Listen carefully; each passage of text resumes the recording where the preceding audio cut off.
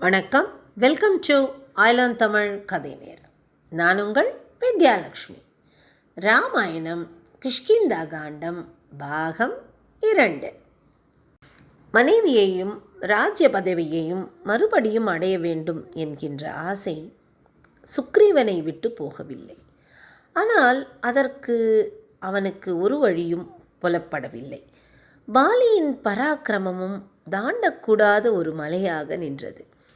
ராமனுடைய உதவியை கொண்டு காரியம் சாதிக்கலாம் என்று மந்திரி ஹனுமான் தைரியம் சொல்லி வந்த போதிலும் சுக்ரீவனுடைய மனத்தில் சந்தேகம் இருந்து கொண்டே இருந்தது.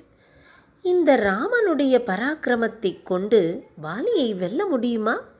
இது ஆகாத காரியமாக தோன்றுகிறதே என்று சந்தேகப்பட்டு கொண்டே இருந்தான். பாலியினுடைய தேகம் இரும்பை போன்றது. அவனை எப்படி ராமன் கொல்லப் போகிறான் என்பதே சுக்ரீவனுடைய சந்தேகம். இருந்தாலும் இதை விட்டால் வேறு வழி ஒன்றும் புலப்படவில்லை. நிராசையாக இருந்தது. ராமனுடைய பலத்தை பரீட்சை செய்து பார்க்க வேண்டும் என்று தீர்மானித்தான். நண்பனுடைய பலத்தை எவ்வாறு சந்தேகிப்பது? நான் செய்து முடிக்கிறேன் என்று ராமன் வாக்குறுதி கொடுத்து விட்டான். பிறகு அவனிடம் சென்று உன்னுடைய பலத்தை பரீட்சித்து பார்க்க வேண்டும் என்று எப்படி சொல்வது என்று யோசிக்கலானான். இருந்தாலும் மெல்ல அவனிடத்தில் சென்று, ராமச்சந்திர பிரபுவே, நீ சொன்ன சொல் இதுவரையில் தவறாதவன் என்று எனக்கு தெரியும். உன்னுடைய வார்த்தை என் உள்ளத்திலிருந்து வந்த துக்கத்தை நீக்கிவிட்டது. உன்னுடைய பராக்கிரமத்தை நான் அறிவேன். உன்னால் விடப்படும் அம்பு 3 லோகங்களையும் அழிக்கும்.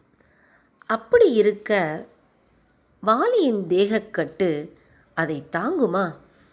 ஆயினும் இந்த வாலியின் பராக்கிரமத்தை பற்றி உனக்கு தெரிவிக்க வேண்டியது என் கடமை.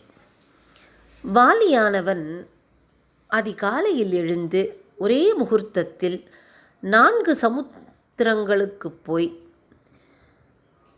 ஸ்நானம் செய்துவிட்டு மலைப்பாறைகளை பந்து போல மேலே எறிந்து விளையாடுவான். காட்டில் உள்ள பெரிய பெரிய மரங்களை புல்லை பிடுங்குவதைப் போல வேரோடு விளையாட்டாக பிடுங்கி தள்ளுவான்.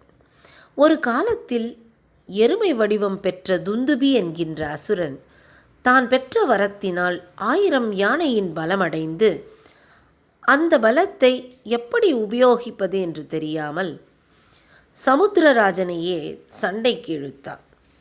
சமுத்திரராஜன், உனக்கு சமமான எதிரியோடு அல்லவா நீ யுத்தம் செய்ய வேண்டும்?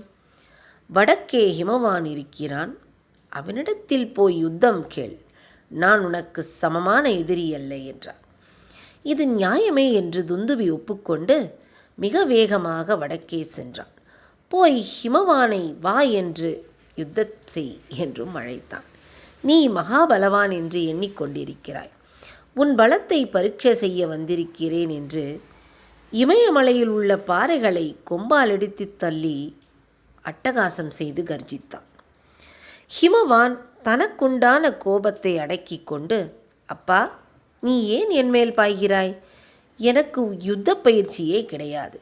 நான் சாதுக்களாகிய முனிவர்களுக்கு இருக்க இடம் தந்து அவர்களோடு காலம் கழித்து வருகிறேன் என்றான். அப்படியானால் எனக்கு சமமான பலவான் யார் என்று சொல், அவனோடு இன்றே யுத்தம் செய்கிறேன் என்று மூர்க்கமாக கேட்டான்.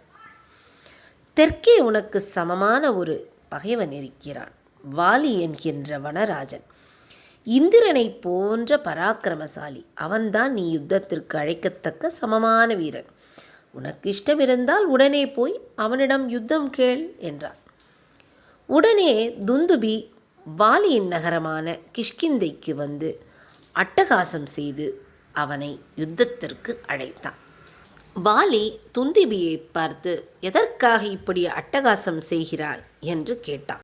வாலியை பார்த்த துந்துபி, வீண் பேச்சு வேண்டாம், உனக்கு வீரம் இருந்தால் என்னுடன் போருக்கு வா என்று வாலியை துந்துபி போருக்கு அழைத்தான். இருவருக்கும் பயங்கரமாக யுத்தம் நடந்தது.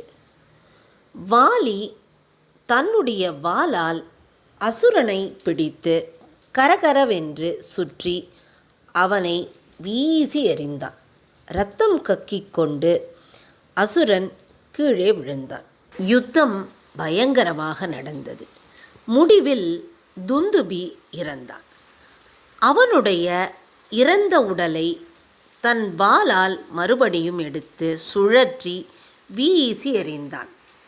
எரியும் பொழுது அவன் உடலிலிருந்து சில இரத்தத் துளிகள் அமைதியாக தவம் புரிந்து கொண்டிருந்த மதங்க முனிவரின் மேல் விழுந்தது.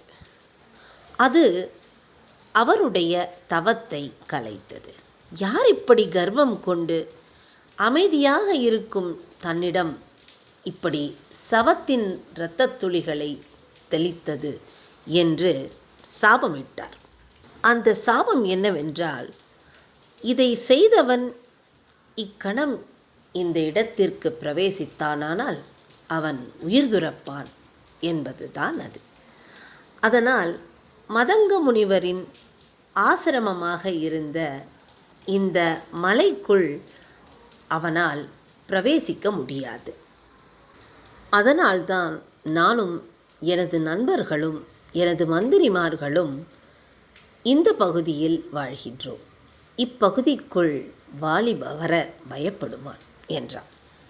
இவனின் பேச்சை கேட்ட லக்ஷ்மணனுக்கும் ராமனுக்கும் அவனுடைய சந்தேகம் புரிந்தது. சுக்ரீவனே, உன் சந்தேகம் தீர என்னுடைய பலத்தை நீ பரீட்சித்து பார்க்கலாம். சந்தேகம் எனக்கில்லை. சாம்பல் பூத்த நெருப்பை போன்ற ராமனுடைய பலத்தை நான் அறிந்துள்ளேன். ராமனை நான் சரணடைந்தேன். ஆனாலும் வாலியின் பராக்கிரமத்தை பார்த்த நான் அவனை நினைக்கும் போதெல்லாம் நடுங்குகிறேன். அவ்வளவே என்றான் சுக்ரீவன். தன்னுடைய பராக்கிரமத்தை சுக்ரீவனுக்கு காட்டும் பொருட்டு தன் வில்லை வளைத்து நானேற்றி ஒரு சரத்தை விட்டான். சுக்ரீவன் காட்டிய மரத்தையும் அதன் பின் நின்ற 6 மரங்களையும் சேர்த்து துளைத்து சென்றது. 7 மரங்களையும் துளைத்து அந்த சரமானது பூமியில் புகுந்து பிறகு திரும்பி ராமச்சந்திரனுடைய தோளியில் வந்து சேர்ந்து கொண்டது. இதை கண்ட சுக்ரீவன் பரவசமாகி போனான். வாலியின் வஜ்ர தேகம் ராமனுடைய கரத்தால் பிளக்கப்படும் என்று நிச்சயமடைந்தான். சுக்ரீவன் அப்படியே தரையில் வீழ்ந்து ராமனை வணங்கினான். உன் வீரத்தை நான் கண்ணாரக் கண்டேன். இக்கணமே கிஷ்கிந்தைக்குள் பிரவேசிப்போம் வா என்று கூறி அனைவரும் கிஷ்கிந்தையை நோக்கி பயணப்பட்டார்கள். மறுபடியும் வாலியை அரைக்கூவல் கூவி அழைப்பாய். வாலியை நிச்சயமாக கொல்வேன். லக்ஷ்மணா, அதோ அந்த அழகிய பூமாலையை கொண்டு வா. சுக்ரீவனின் கழுத்தில் அதை சூட்டுவாய். யுத்தத்தில் யார் வாலி யார் நம்முடைய நண்பன் என்பது நமக்கு நன்றாக புலப்படும். நாம் எண்ணிய காரியத்தை இன்றே நிறைவேற்றுவோம் என்று கூறி மறுபடியும் போருக்கு தயாரானார்கள் மூவரும். சுக்ரீவன் சமாதானமடைந்து மறுபடியும் உற்சாகத்தோடு கிஷ்கிந்தையை நோக்கி பயணப்பட்டான். வாலியை அரைக்கூவல் விடுத்தான். சுக்ரீவனின் குரலை கேட்டு சிறிது சந்தேகம் வந்தது வாலிக்கு. பயப்படவில்லை. இருந்தாலும் தோல்வியடைந்து அடிபட்டு பயந்தோடிய தம்பி மறுபடியும் இம்மாதிரி வந்து கர்ஜிக்கிறானே, என்னவென்று புரியவில்லையே என்று யோசித்தான். அவனுடைய மனைவி அவனை தடுத்து பார்த்தாள். இன்று போக வேண்டாம், நாளை காலையில் போகலாம் என்று கூறி பார்த்தாள். இருந்தாலும் யார் சொல்லியும் கேட்காத வாலி அப்பொழுதே தம்பியின் அரைக்கூவலை கேட்டு போருக்கு புறப்பட்டான். சுக்ரீவன் முன் நின்ற வாலி, உயிரில் மேல் ஆசை வைத்திருப்பதாயின் ஓடிப்போ, இந்த முஷ்டிக்கு உன் உயிரை கொடுத்து விடாதே என்று கர்ஜித்தான். சுக்ரீவனும் கோபமாக மறுமொழி சொன்னான். பிறகு இருவருக்கும் யுத்தம் ஆரம்பித்தது. இருவரும் அடிமேல் அடி அடித்து அங்கே இரத்த வெள்ளம் ஓடிற்று. மிகவும் அடிபட்ட சுக்ரீவன் ஓர் மரத்தை பிடுங்கி அதனால் வாலியை பலமாக அடித்தான். வாலி அந்த அடியின் வேகத்தால் கொஞ்சம் அசைந்து கோபம் கொண்டு தானும் மரங்களை வேரோடு பிடுங்கி சுக்ரீவனை அடித்தான். இருவரும் சம வீரர்களே. வெகு நேரம் கோரமாக யுத்தம் நடந்தது. வர வர வாலியின் பலம் அதிகரித்தது. சுக்ரீவனுடைய பலம் குறைய ஆரம்பித்தது. இதை பார்த்து கொண்டிருந்த ராமன் இனி சுக்ரீவன் தாங்க மாட்டான், உயிர் துறப்பான் என்று கண்டு வில்லை வளைத்து பாணத்தை எடுத்து விட்டான். அது நேராகச் சென்று வாலியின் வைரமான மார்பை துளைத்தபடி துளைத்து பிளந்து விட்டது. இரத்த வெள்ளம் பெருக தரையில் வாலியின் உடல் கிடந்தது. மரண காயமடைந்து கீழே கிடந்தாலும் வாலியின் அழகும் வீரமும் குறையவில்லை. அவன் ஆபரணங்கள் பூண்டிருந்த அவனுடைய தேகம் சூரியன் மறையும் பொழுது சிவந்து பிரகாசிக்கும் மேகக்கூட்டத்தைப் போல பிரகாசித்தது. இந்திரனால் கொடுக்கப்பட்ட தங்க மாலை அவன் மார்பில் பிரகாசித்து கொண்டு அவன் உயிரையும் அவனுடைய உடலையும் தாங்கி பொலியச் செய்தது. அந்த மாலையின் ஜோதியும் வீரனுடைய மார்பில் குத்தி நின்ற பாணமும் இரத்தம் பெருகும் காயமும் எல்லாம் சேர்ந்து அந்த மகாவீரனுடைய தேகத்தை மும்மடங்கு பொலிவுடன் விளங்கச் செய்தன. விழுந்து கிடந்த அந்த மகாவீரனுடைய கம்பீர தோற்றத்தை வால்மீகி மிகவும் அழகாக வர்ணிக்கிறார். உயிர் நீங்குவதற்கு முன் இறக்கும் தருவாயில் வீரர்களுடைய தேகமானது ஒளி பொங்கி இருக்கும். எப்பொழுதையும் விட அதிகமாக ஜொலிப்பது இயற்கை அல்லவா? அவன் ஒரு பெரிய வீரன் அல்லவா? உயிர் போகும் தருவாயில் ராமனை கண்ட வாலி அவனை பார்த்து, ராமனே, தசரத சக்கரவர்த்தியின் புத்திரனாகிய உத்தம குலத்தில் பிறந்த நீ, பேரும் புகழும் அடைந்த நீ ஏன் இப்படிச் செய்தாய்? உன் நற்குணங்களும் ஒழுக்கமும் உலகம் அறிந்த விஷயமே.